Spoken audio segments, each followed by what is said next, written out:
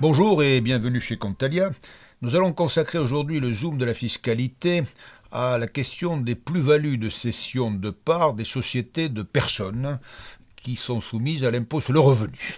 Alors, il s'agit donc des sociétés qui ne sont pas soumises à l'IS, c'est-à-dire donc l'impôt sur le revenu, les sociétés dites de l'article 8 du Code général des impôts, puisque c'est cet article qui réglemente. Alors, ainsi que vous le savez, c'est de là que est venu tout le problème, les membres, les associés de ces sociétés sont imposables sur leur part dans les bénéfices, ils reprennent leur part également dans les déficits, et ceci, même s'ils n'ont pas appréhendé effectivement les bénéfices. Le seul fait, la société réalise des bénéfices dont les associés sont imposés, même s'ils n'ont pas effectivement appréhendé. Voilà donc quel est le problème qui a surgi, car en effet, imaginons une société, une SCI par exemple, qui fait des bénéfices. Les associés sont imposés sur leur part dans les bénéfices, mais la société peut ne pas distribuer, après tout.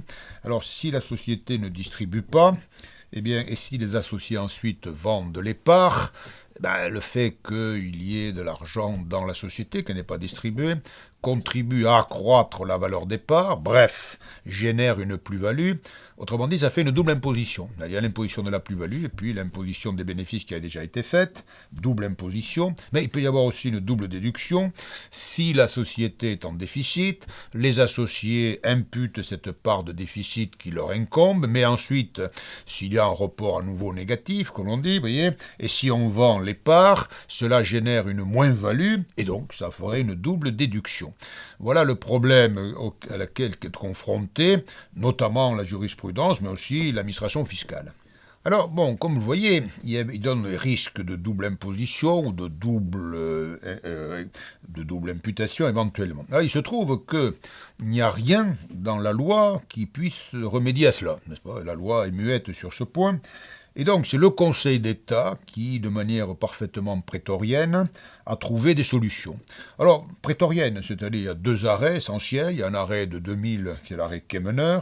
Alors, l'arrêt Kemener, c'était une société anonyme associée d'une société de personnes, et donc le Conseil d'État a réglé le problème du calcul de la plus-value. Et puis, alors, il y a un deuxième arrêt, l'arrêt Baradé de 2005, dans lequel il s'agissait là de particuliers. Autrement dit, le Conseil d'État a rendu cette solution prétorienne tant pour les plus-values réalisées par une société que les plus-values réalisées par des particuliers. Alors, qu'en est-il? Pour éviter la double imposition ou la double imputation de déficit, le Conseil d'État, je répète encore de manière parfaitement prétorienne, puisque la loi ne prévoit rien, a jugé que dans ces cas-là, le prix d'acquisition, c'est-à-dire le deuxième terme de la différence du calcul de la plus-value, le prix d'acquisition pouvait être modifié, soit en plus, soit en moins. C'est-à-dire, d'une part, on rajoute au prix d'acquisition le montant des bénéfices qui ont déjà été imposés, et du coup, puisqu'on augmente le prix d'acquisition, ça réduit la plus-value, ou ça la supprime, mais on y rajoute également, et ça c'est une considération qui n'est plus fiscale mais qui est financière, on rajoute au prix d'acquisition le montant des sommes que le contribuable a pu verser à la société pour combler des pertes, parce qu'évidemment les sommes qu'il a versées, il n'en a pas disposé bien évidemment. Donc on augmente le prix d'acquisition de ces deux sommes, ce qui réduit la plus-value, mais on réduit le prix d'acquisition, ce qui là en croît la plus-value ou supprime la moins-value. On le réduit d'une part des déficits qui ont été imputés, c'est la part de déficit qui a été imputée, sauf s'il s'agit de déficits dont le législateur voulait que ça soit une imputation définitive. Ça concerne essentiellement l'ancienne réglementation des déficits d'outre-mer, c'est un cas un peu particulier. Donc on réduit le prix d'acquisition du montant de ces déficits imputés, puis on le réduit, et là aussi c'est une considération purement financière, on le réduit des montants des sommes que la société a pu distribuer à l'associé. Je vous rappelle en effet qu'on est imposé sur la part de bénéfices même si on ne l'a pas appréhendé, mais la société qui, du point de vue fiscal, est dite semi-transparente, mais du point de vue du droit privé, c'est une société, donc elle peut effectivement distribuer.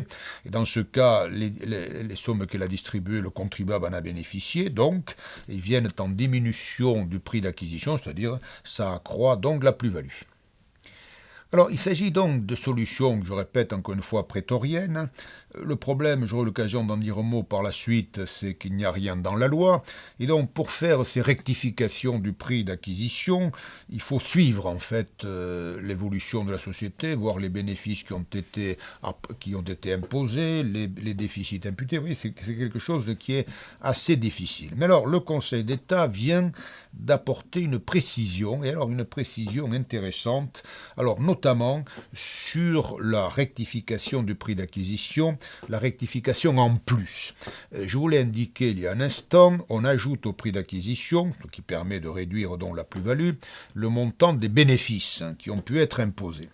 Alors, précision. D'abord, l'effet de cette affaire en 2 mots, n'est-ce pas?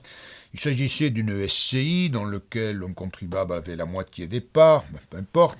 Cette SCI vend des immeubles, et puis, grâce à l'application de l'abattement pour durée de détention, finalement, la plus-value n'est pas imposée, n'est-ce pas? Elle est imposable, mais avec les abattements pour durée de détention, elle n'est pas imposée. Donc ça, c'est dans un premier temps. Et puis, quelques temps après, 1 an après, cette société est liquidée. Dans le cadre de la liquidation, le contribuable a donc l'attribution d'une partie de ses parts, la moitié, puisqu'il avait 50%, et là, du fait de cette liquidation, il réalise donc une plus-value.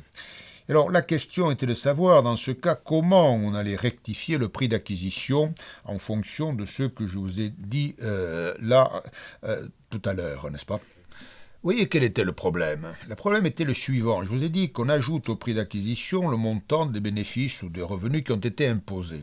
Or là, lorsque la société avait vendu, je vous l'ai dit, l'immeuble ou les parts, le problème c'est que la plus-value qui était imposable n'avait pas été imposée puisqu'il y avait l'abattement pour durée de détention.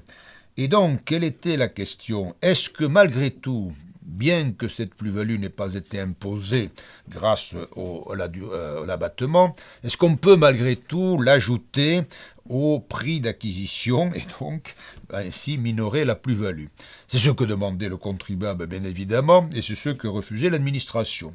Réponse du Conseil d'État. Oui, on peut l'ajouter, puisqu'en effet, c'est vrai que la plus-value qui était imposable, elle n'a pas été imposée, puisqu'il y a l'abattement pour durée de détention, mais ça, c'est un avantage définitif accordé par le législateur, et par conséquent, il ne faut pas que ça pénalise le contribuable, et donc effectivement, on pouvait l'ajouter au prix d'acquisition. Et donc, en conséquence de cet arrêt, vous voyez, la formule qu'on a depuis l'arrêt Kemener, depuis 2000, et puis l'arrêt Baradet, la formule que j'ai évoquée au début, là, tout à l'heure, doit être très légèrement précisée, à savoir, le prix d'acquisition, donc, est modifié de la façon suivante. Il est augmenté du montant des revenus qui ont été imposés, ou des revenus qui étaient imposables, mais qui n'ont pu être imposés parce que le législateur leur a accordé un avantage fiscal définitif, en particulier l'abattement pour durée de détention. Et donc, on rectifie un tout petit peu ce premier aspect, le reste reste valable, c'est-à-dire on augmente le prix d'acquisition également du montant des sommes qui ont été versées pour combler les pertes, et on le diminue du montant des déficits imputés, ainsi que des sommes qui ont été distribuées. Donc, la seule chose que l'on modifie, et ce n'est pas négligeable, c'est l'augmentation du prix d'acquisition pour les revenus imposés ou imposables. Alors, cette jurisprudence est intéressante, bien entendu, parce que ça permet parfois de limiter le montant des plus-values. Vous voyez, ça permet d'éviter ces doubles impositions, ou d'éviter la double imputation. Donc tout ça est intéressant. Sauf que, il est certain que puisqu'il n'y a rien, il n'y a toujours rien dans la loi. Voilà le problème, n'est-ce pas? L'application pratique est un peu délicate. Comme je le disais tout à l'heure, il faut suivre l'activité de la société, suivre l'évolution des bénéfices, l'évolution des déficits, l'évolution éventuellement des bénéfices qui ont été distribués. Donc tout ceci est un peu délicat à appliquer sur le plan pratique, même si c'est intéressant, bien entendu, pour le contribuable. Et donc ici, ce qu'on peut formuler, peut-être un souhait, n'est-ce pas? Il serait peut-être temps, l'arrêt Kemener date de l'an 2000, ça fait dans 18 ans, il serait peut-être temps de modifier un peu la loi pour intégrer tout ça dans la loi et pour préciser un tout petit peu quand même les modalités techniques d'application. Bien, je vous remercie et je vous donne rendez-vous pour un prochain Zoom de la fiscalité. Au revoir.